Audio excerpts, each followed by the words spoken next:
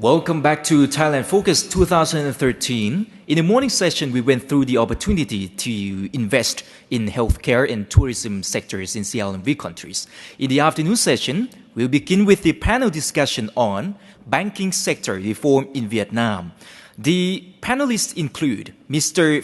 MacCana, Ho Chi Minh City Securities Corporation, Mr. Pham Bich, SSI Securities Services, and Mr. Stephen Punch, Director of Risk from KPMG. And our moderator is Mr. Therapong Vachirapong from Phatra Securities, who won the Banking Sector Analyst from SAA Awards in 2012.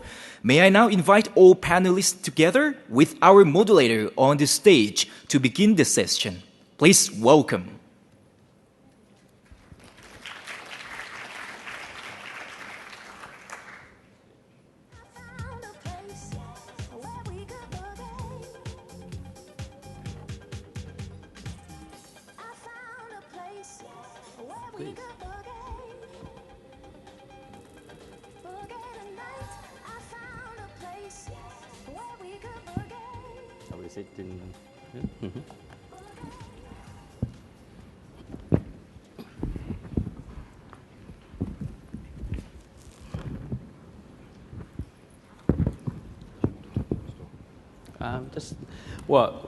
Just want to welcome all of you and good afternoons.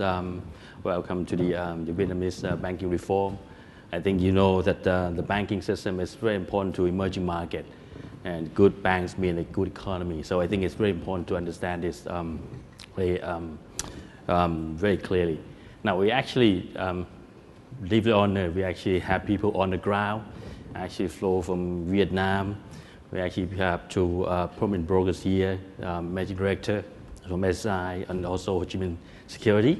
And we also have one view on the consultant, KPMG, where we actually share with you in terms of the what's going on in the Vietnamese banking system. I will start with you with Steve, in terms of the landscape and the developments, basically. Thanks,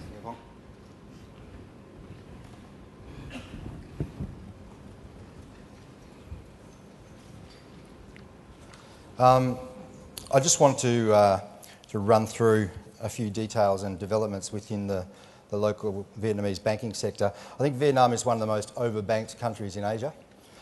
We have 40 Vietnam. Sorry, I'm just going to go back one.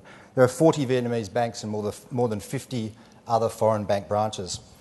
Half of the local banks have foreign strategic partners such as Bank of Tokyo, Mitsubishi, Mizuho, or Commonwealth Bank of Australia, and BNP. The sector is undergoing rapid regulatory change, but the regulator uses enforcement very inconsistently. The average annual credit growth from 2004 to 2011 was 33%.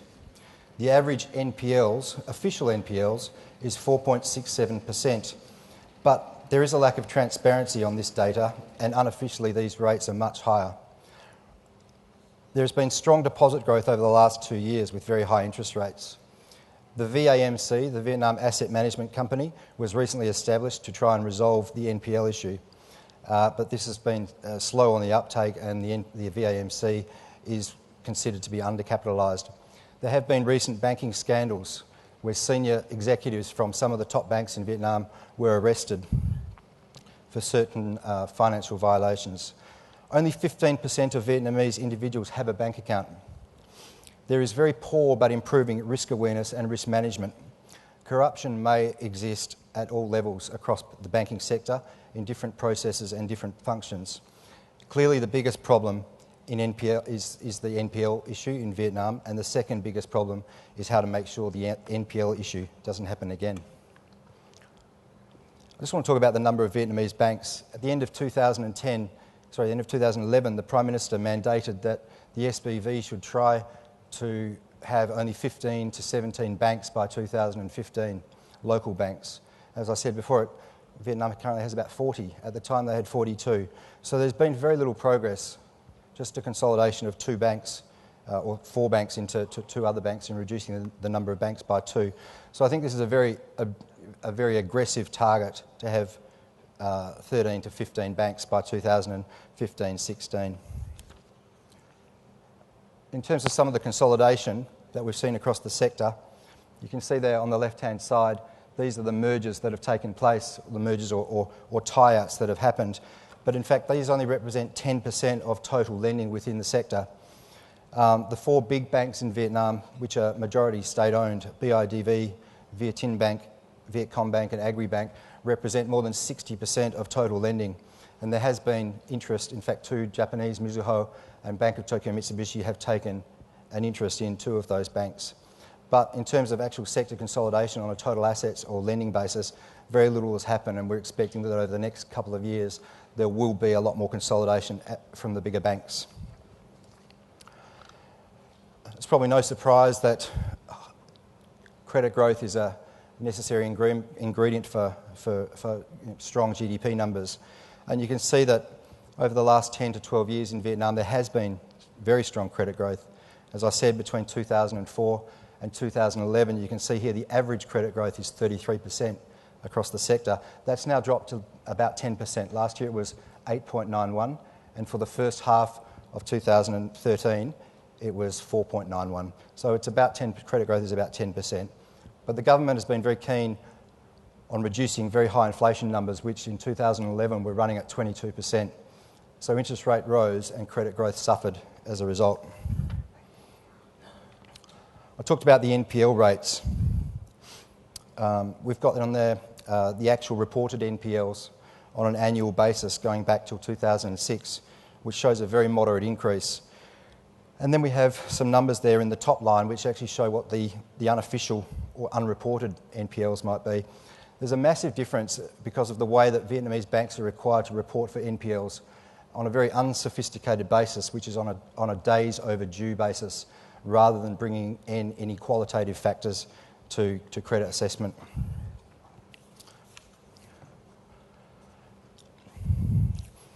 This chart just shows that the effect of that unofficial NPL could well be to wipe out the capital at just about all of the Vietnamese banks.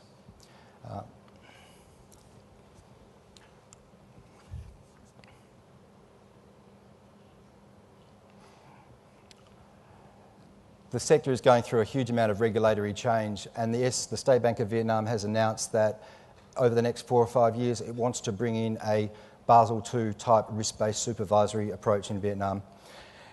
And given that NPLs are clearly the largest problem in Vietnam, this is the area they need to focus on in terms of capital adequacy and credit risk capital adequacy. This is actually from the Standard & Chartered 2011 annual report. This is their Pillar 3 Basel reporting. And it says that for capital requirements for Standard & Chartered, 81% of their capital is designated to credit risk, with the other 19% designated for operational risk and market risk. So if a bank is going to get any one of these wrong, it doesn't want to get credit risk wrong, because this is the one that consumes most capital for the bank. No great surprise, but something that the State Bank of Vietnam really needs to make very clear to banks who are very undercapitalised already. These are the ratings that Moody, S&P and Fitch give to Vietnam as a country, and also for individual banks. Only listed banks and a couple of other requested banks that have requested ratings agencies to rate them for various reasons exist in Vietnam, so only a handful of banks are rated, and this is, as you probably know, below junk status.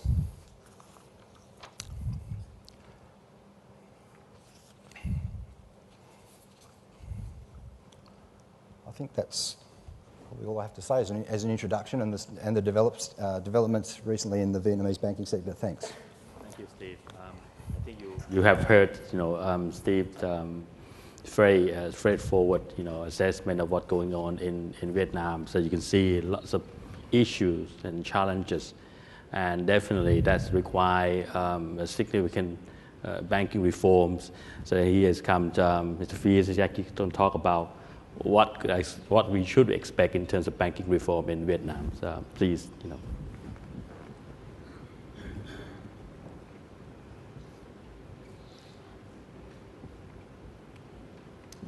Right. I got the easy part, which is to talk about the challenges and issues that we're facing probably over the next couple of years. I think let me divide it into sort of three main issues. One is just to cover a little bit more ground on the NPLs. And I think that this is one of the issues that Vietnamese banks and the authorities have really struggled with over the last couple of years, because there's a huge amount of daylight between the top-down numbers, which have been published principally by the state bank itself, the supervision department, and then the numbers below, which you can see are basically the monthly summaries which each bank themselves submit to the state bank. The state bank's job then is just to aggregate those numbers and come out with basically the total. Now, as you can see, the top-down estimates, and unfortunately we have nothing in 2013, the latest published top-down estimate comes from around June of 2012, but we were estimating, or the SPV at that point was estimating that NPLs were around 10%.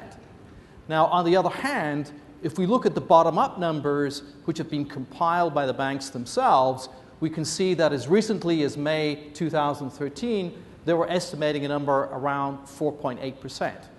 Now, there is a significant amount of daylight between the two numbers, and I think it's also fair to say that the top-down number, which was guesstimated by the supervision department of the SPV, in itself is a very rough estimate.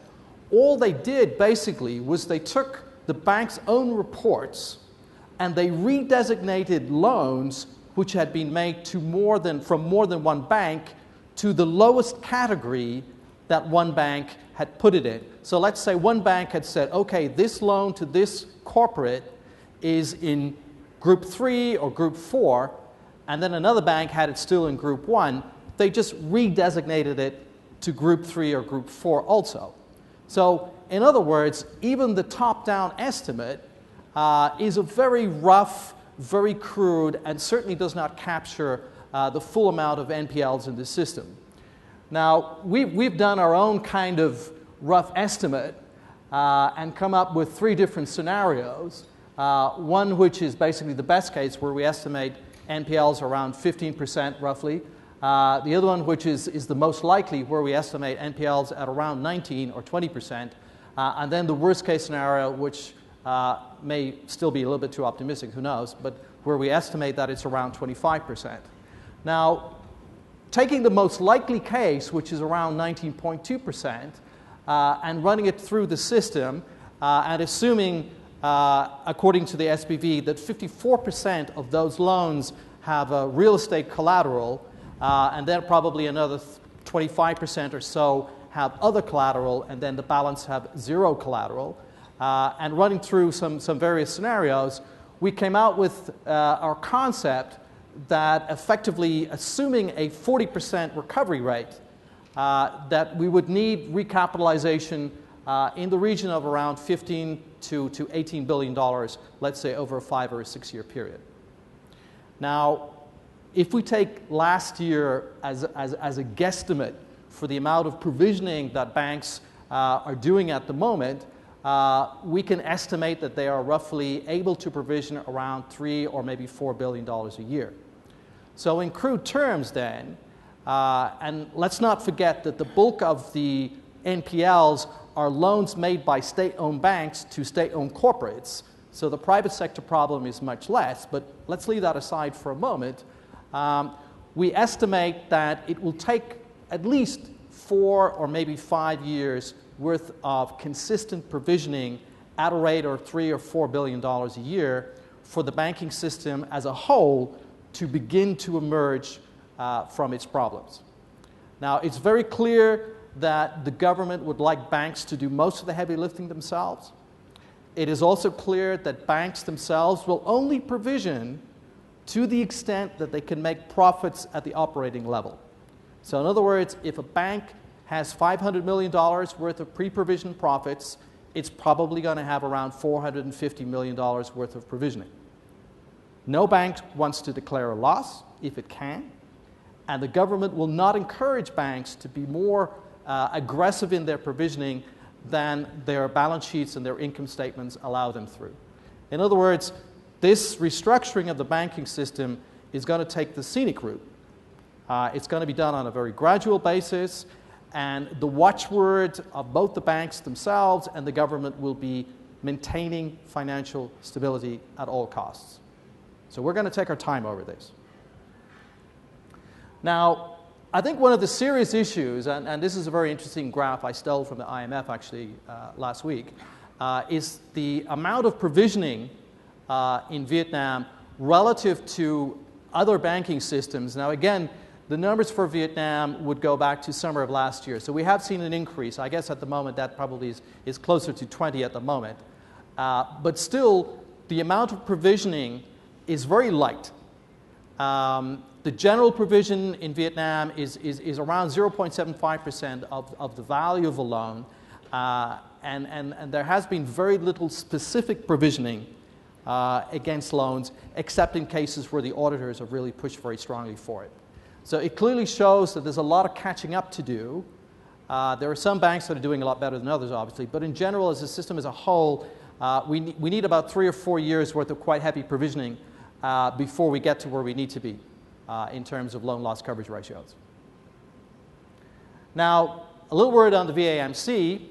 Our feeling is that the Vietnam Asset Management Company, which has been set up by the government to tackle this problem, is at best a partial solution. They will focus on 2 categories of banks. They will focus on the state-owned commercial banks, and they will also focus on some of the smaller, the weaker banks, let's say the bottom 10 banks, who have very serious problems and where in many cases the NPLs range from, let's say, between 30 up to 60%, according to SBV estimates recently. The rest of the banking sector, which covers about, let's say, 25 to 30 private sector banks, by and large, are not the immediate priority of the VAMC. Now, most of these banks, particularly, let's say, the top 10 or top 12, will be more or less left to their own devices, with the exception of maybe 1 or 2, like ACB, for example, or TCP, which have been invited probably to sell some of their, well, I say sell, asset swap really is the official term, some of their loan book to the VAMC. But by and large, the first deals, which we expect will come in the next 2 months, will probably involve state-owned commercial banks. The reason being that it's very easy to get a state-owned commercial bank to sign on the dotted line and to agree to whatever the terms the SBV and the VAMC set before them. Then once they've set the terms, then they can turn around to the private sector and say, well, the state-owned bank agreed to these conditions, so you also have to meet these conditions. And these conditions include the fact that these baskets of NPLs cannot be bought by the VAMC unless they are backed primarily by real estate. So the VAMC is not going to be keen on taking non-real estate related NPLs. Now that's bad news for some of the smaller banks who don't have a lot of collateral against a significant portion of their NPLs. So people who expect and who hope that the VAMC is the magic solution to all problems, take a step back. It operates to help the state-owned commercial banks get rid of some of their NPLs. It also offers long-term parking facilities for some of the smaller banks because effectively, in time, they will take the bulk of your NPLs for 5 years. They'll issue you with a zero-coupon bond, which you then have to provision against by 20% each year until year 5, when the bond basically will be worthless. And you can use that bond and take it to the refinancing window, especially in the first couple of years, and basically get refinancing loans using that bond as collateral. So the VAMC does not take any view on the value of the collateral. It doesn't care. It buys it at book. Later, the VAMC will then turn around and probably organize some auctions whereby they will try to separate the loans from the collateral and sell off the collateral. Now, in the official documentation, the rough estimation for the price of this is somewhere between 20 and 40%. But honestly, nobody knows. We've never done this before. We have no experience doing this. We have no transparency in the real estate market. There's very few real estate transactions that take place. So it's anybody's guess as to what the average value of these NPLs will be. But it'll certainly be an interesting ride over the next couple of years to figure it out. And I'm sure we'll have a couple of surprises along the way. Now, the last topic that maybe I should mention, if only because my friends over the IMF are certainly worried about this, is the extraordinary degree of cross-ownership in the banking system and the amount of inherent systemic risk that brings with it. Now, I think that this is the chart. Now, probably you can't see the individual banks and the individual holdings, but as I summarize this is a spaghetti junction, basically. And this, in a nutshell, tells you that one bank's problems becomes every bank's problems very quickly because of the interlinkages in terms of ownership. We have a relatively small number of corporations, industrial groups, state-owned enterprises that have their fingers in a lot of banking pies. And one of the key challenges for the government over the next 5 years will be trying to untangle at least part of this and consolidate and merge some of the weaker banks, and then probably invite in new money, which by and large will be foreigners, but not in all cases, to take up the challenge of running some of these banks. But certainly, and I leave the conclusion to my colleague and friend over from SSI, the issues and challenges facing the Vietnamese banking system at the moment are quite steep. I think the one thing that we can be thankful for, though, is unlike most other banking crises in Asia over the last 15, 20 years, the funding side is purely domestic. So we don't have these large-scale foreign deposits in the banking system, or by and large, large-scale foreign ownership in the banking system that could push the system into crisis. So even though this problem will take 3 to 5 years to solve, I think we will probably be given the luxury of having that time, simply because the domestic authorities, the SPV in particular, are able to control the system, are able to keep stability in the system, because we don't have a lot of foreign depositors who are running away with the money, so to speak. All right, that's it for me, and I'll hand over to my colleague here. Thank you very much. Now, I think it's time to listen to some maybe positive spins, from Mr. B, which trying to actually counter, both of our guests here. Let's see what you can actually convince the audience. Okay. I get the easy part of the presentation. I'll talk about the opportunities of investing in Vietnam. But you have heard my colleagues talking about the problems in the banking system. Clearly, in Vietnam, the banking system needs recapitalization, because my colleagues just estimate that the NPL ratio estimates should be anywhere between 15% to 25% of the loan book are NPLs. So if the average CAR ratio, CAR ratio of the banking system in Vietnam is 9%, technically speaking, the banking system in Vietnam is bankrupt. As a first recommendation for our clients, we recommend to avoid the banking system altogether from your portfolio for Vietnam. If you have to hold one bank or two banks, we have a few recommendations for you, but it's not going to outperform. The problem with the banking system in Vietnam seems like it will drag on for some time. And that would be a reason why the economy of Vietnam will likely be weak for some time. Because the banking system is the engine of development of the economy in Vietnam. Why? Because the Vietnam economy depends a lot on the banking system. Total banks to GDP in Vietnam is 130% of GDP are bank loans. So the other sources of financing for businesses are quite limited. So therefore, in general, small caps suffer a lot because of the banking crisis. They have difficulty in accessing credits. So basically, as a second recommendation, focus on the larger cap stocks, because they are better equipped to access credits and to be able to continue to grow. How does that work here? Okay, as a big picture opportunity for Vietnam, there are two free trade agreements which are coming up for Vietnam. One is the TPP, the Trans-Pacific Partnership Agreement, And the second is the AEC, the Asian Economic Community Trade Agreement.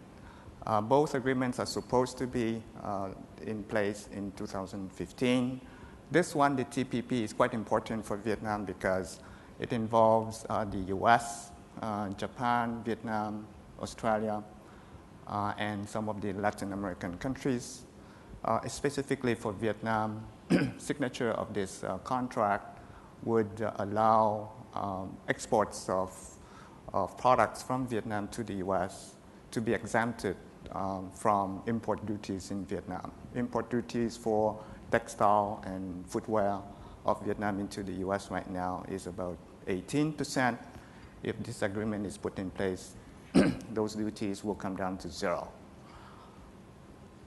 However, there is some conditions because of the forward rule in the agreement.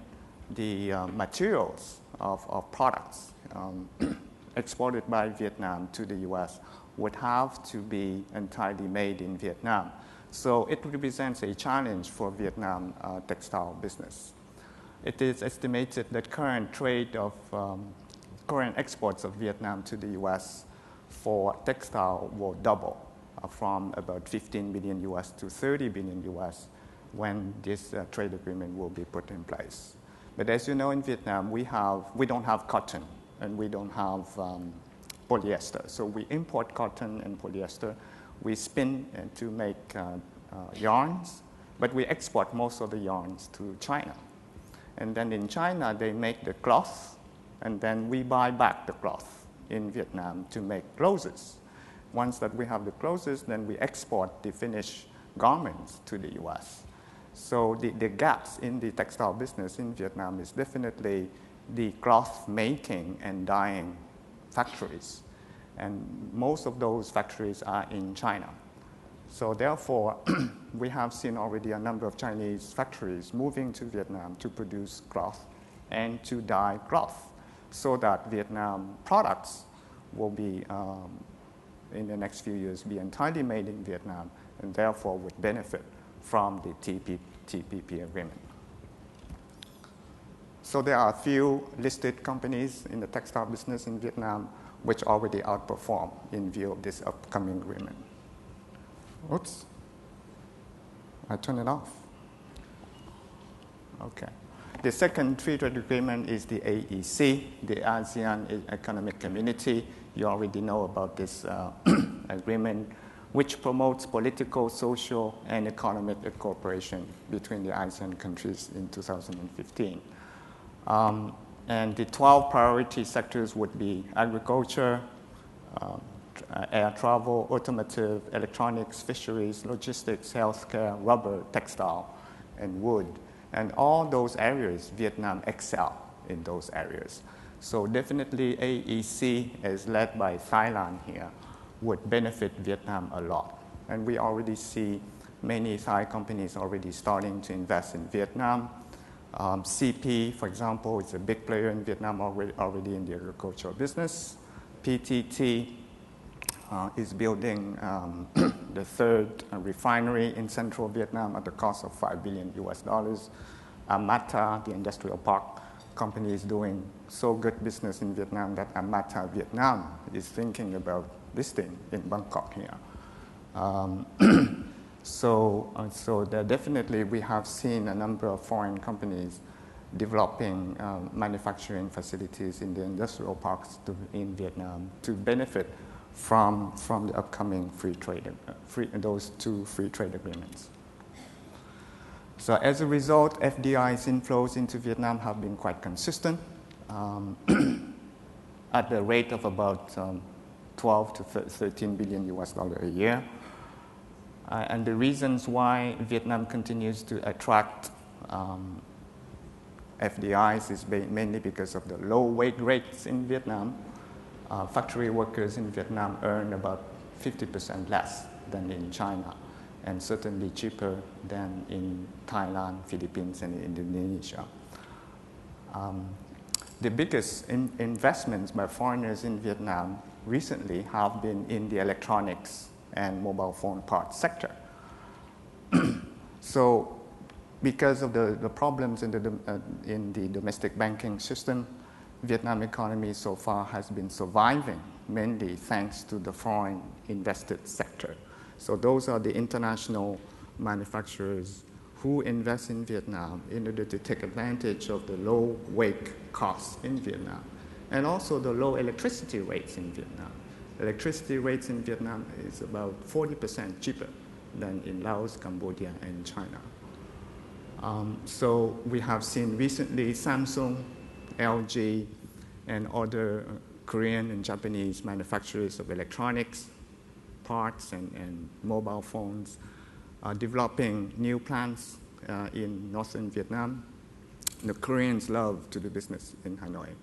So they have plans to build the second biggest Samsung plants in Hanoi at the cost of $3 billion US.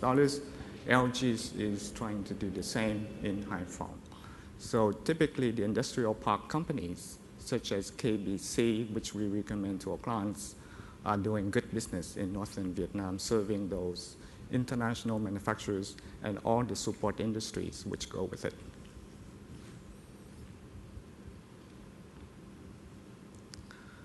So in general, the economy will remain weak at maybe less than 5% in 2013. But the good signs are the trade deficit in Vietnam going down because of the weak economy. Exports continue to do well, whereas imports have been weak, mainly because of weak domestic consumption. But the fastest growing sectors of exports definitely are mobile phones and parts. So you loved your Samsung S4 phones, right? Very strong likelihood that a lot of those parts or even the phones themselves are assembled in Hanoi. So the biggest exports of Vietnam currently is no longer textile, it's no longer crude oil or seafood, but it's actually electronic parts and mobile phones. Second biggest exports of Vietnam are textile, typically will double with TPP agreement, whereas the crude oil exports continue to be a major source of export revenues for Vietnam. So in summary, back to the banking system, we believe that recapitalization and operation of the VAMC will still take some time to be effective. So therefore, we recommend to avoid the bank stocks. The bank stocks and non-bank financial stocks have been the weakest performance of the stock exchange in Vietnam the last 12 months. The reform of the banking sector has to go hand in hand with the state-owned sector because the SOE sector in Vietnam accounts for about 50% of the credits in the banking sector, and 35% of the bad debts in Vietnam are related to real estate. So banking sector problem is related to SOE problem related to the property sector. So if you invest in Vietnam, avoid anything to do with banks, real estate, and SOEs. The PE ratio of the VN index lately has been about 11 times after this recent drop. So some of the good stocks that we have been recommending have been dropping as well because of the tensions on the international geopolitical system. So we recommend basically to overweight consumers, which are still the biggest story for Vietnam. The population of Vietnam is young, 90 million people, growing net by 1 million people a year. The average age, the median age of the Vietnam population is 27 years old. So anything that consumer product companies sell to the young population, such as milk, technology products, internet services, will do very, very well. So we recommend the dairy companies, the pharmaceutical stocks, and the energy and utility stocks. We recommend you to avoid financials and real estate, whereas some of the materials sector also do fine. So that concludes my presentation, and we'll now open for Q&A. Thank you. Thank you.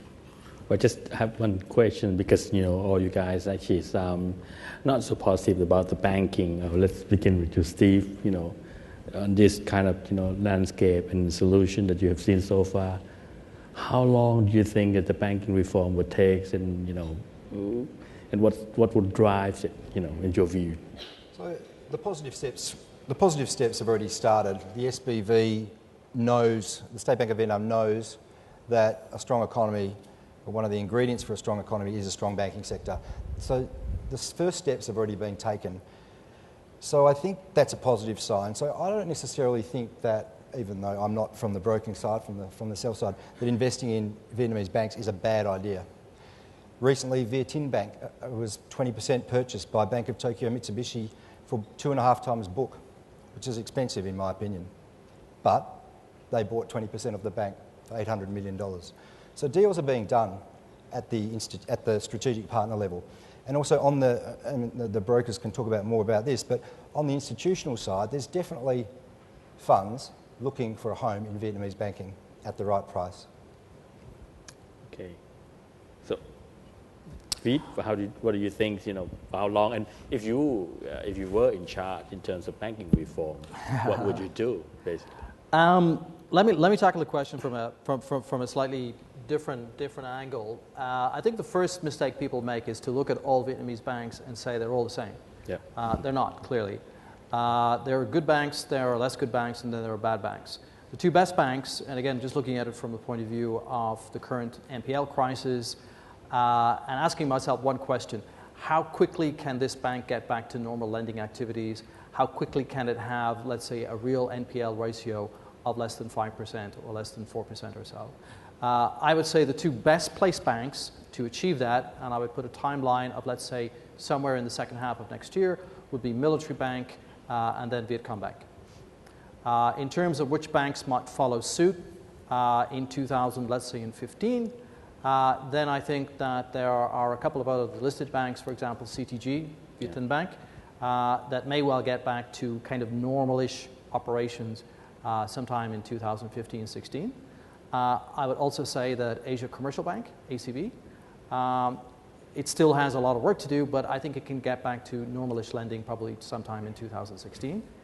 And then amongst the other banks that are either listed, and in this box I will also put TCB, Tacom Bank, which although it's not listed directly, is listed as part of a conglomerate called Masan Group. I think that will take probably at least 3 or 4 years before it can get back to normal operations. And I would also put Sacom Bank into the same category. Now, I think I've probably covered most of the listed bank there. The only one, maybe Saigon Hanoi Bank, is probably going to take a significant time to get better. Exim Bank was the other bank I forgot to mention. I would put it roughly in the same category as Asia Commercial Bank. In other words, it'll probably not get back to normal operations until 2015 late or 2016 early. So that's my kind of timetable for how these listed banks will get back to normal operations. I think that what might expedite the process as well is if the foreign ownership rules are relaxed for investing into the banking sector, where it's capped at the moment at 30% for any 2 strategic partners, and individually at 20%. If these are relaxed to allow foreign ownership of local banks, I think that would expedite the process and speed up the recovery. Would that help, to, remove the more recommendation, on the banking sector? Yes, definitely agree with my colleagues. Because the recapitalization is urgent for the banking system in Vietnam, and there's no money in the country to finance that, because the government already said that they would not use public funds in order to bail out the banks.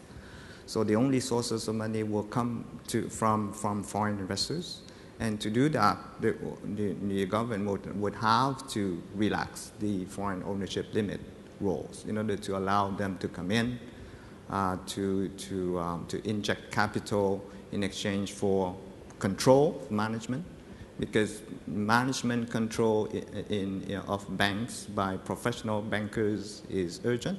Most bankers in Vietnam, they were entrepreneurs, and they have less than 15 years of experience in banking, and they have never heard about asset management or debt management as they try to do now.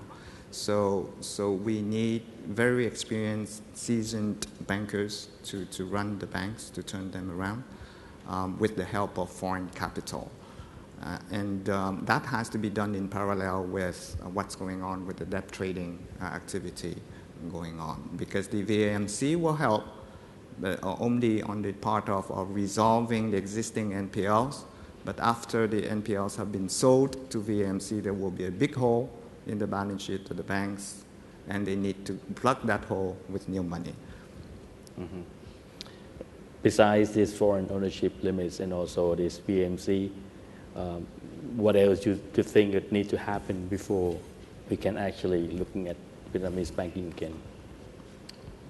I mean, I think really it's a very simple game of once you have a mechanism for either provisioning against or selling off your NPLs, once they also have identified who is going to recapitalize the banks. Is it existing shareholders? Is it new shareholders?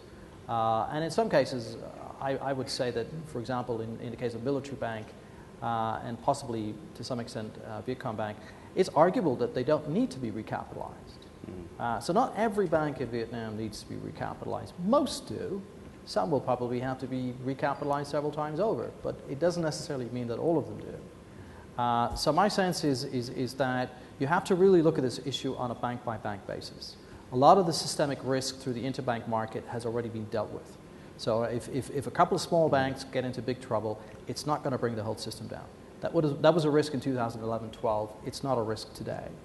And I think that the nature of the operations of the VAMC will become very clear by the first half of next year. We'll probably have some auctions by the summer of next year. We'll get a clear idea on what the pricing is. Now, I expect the pricing to be fairly low, maybe 20, 30 cents on the dollar to begin with.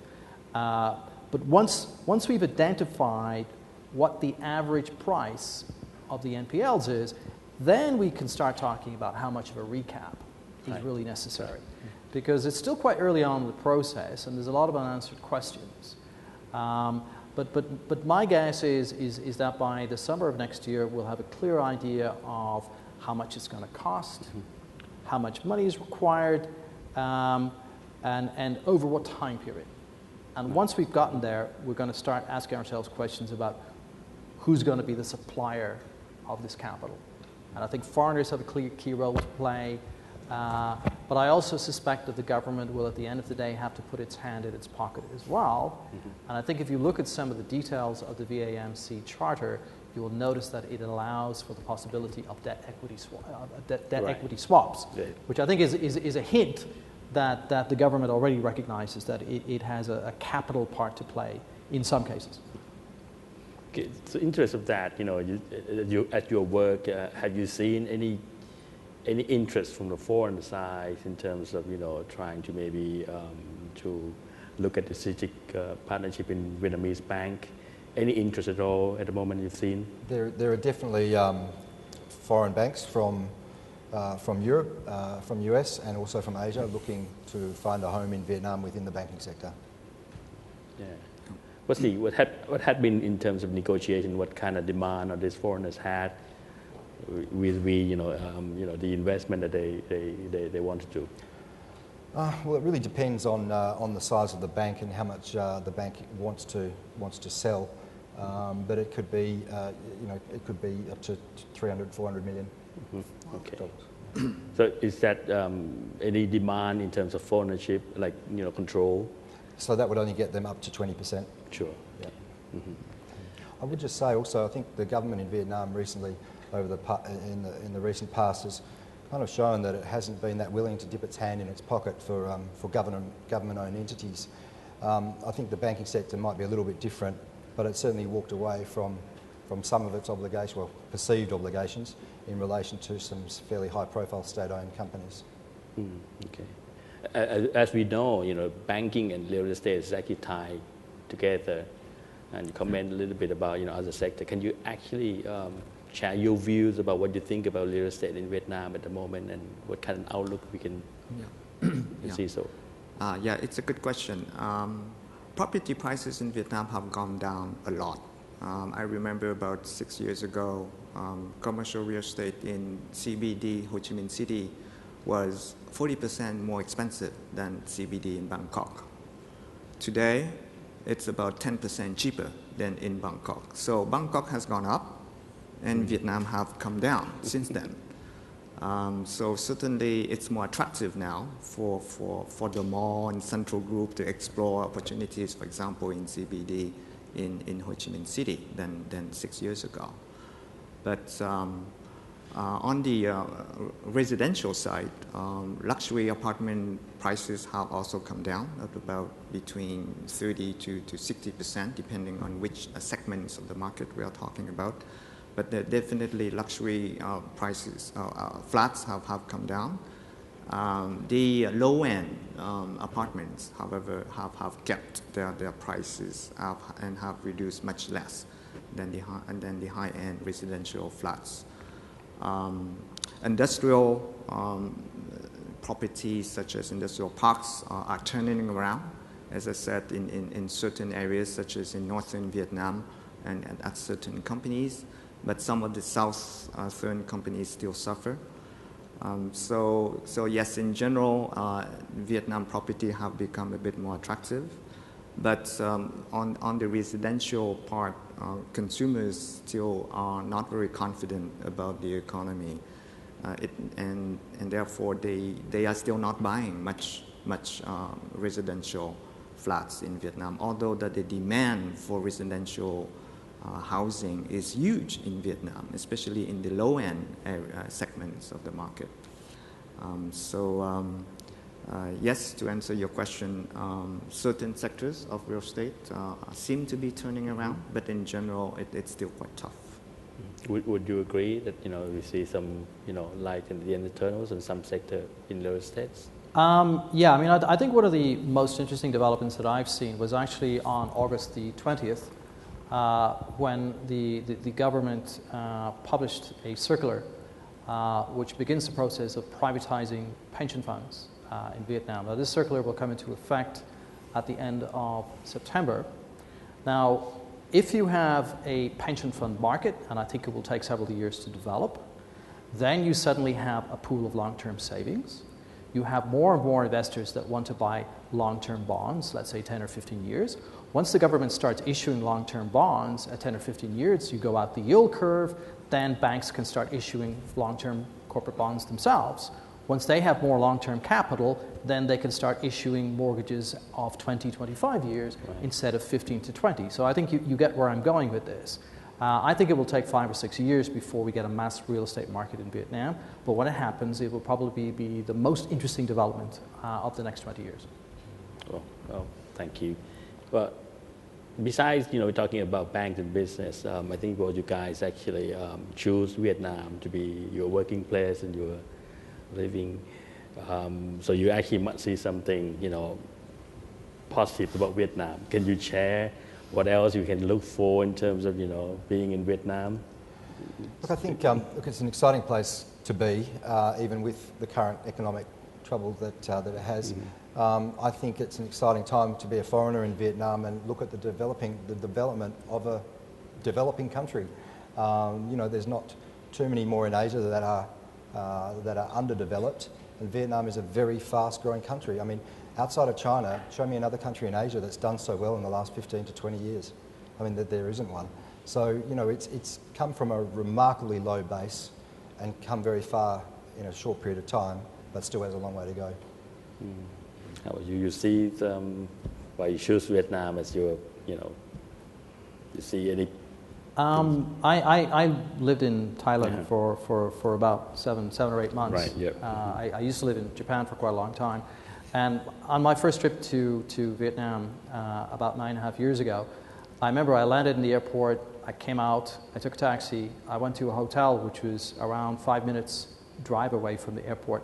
I looked out the window, and between the airport and the hotel, I decided that I wanted to emigrate to Vietnam, which I did 3 weeks later. I've never regretted it. It's the best country in the world to live in. And I think I would put it down to the extraordinary dynamic of the people. Everybody I work with pretty much either is an entrepreneur or wants to be an entrepreneur. I also have my own business, which is completely separate to the brokerage industry that I work in. And that's very common amongst a lot of my friends, both Vietnamese and foreign.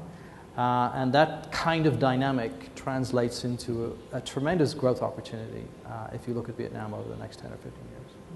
Okay, Mr. Bich, with your last word. Yeah, I agree that there are many opportunities because it's still quite underdeveloped, so there are a lot of things to do. Like my friend Fiachra, I also have my wife have also a business of serving financial institutions to sell things such as credit cards and insurance policies, and it's growing at 100% per year. Because the retail banking business in Vietnam, for example, is still very much underdeveloped. We have 90 million people, but do you know how many credit cards do we have outstanding in Vietnam?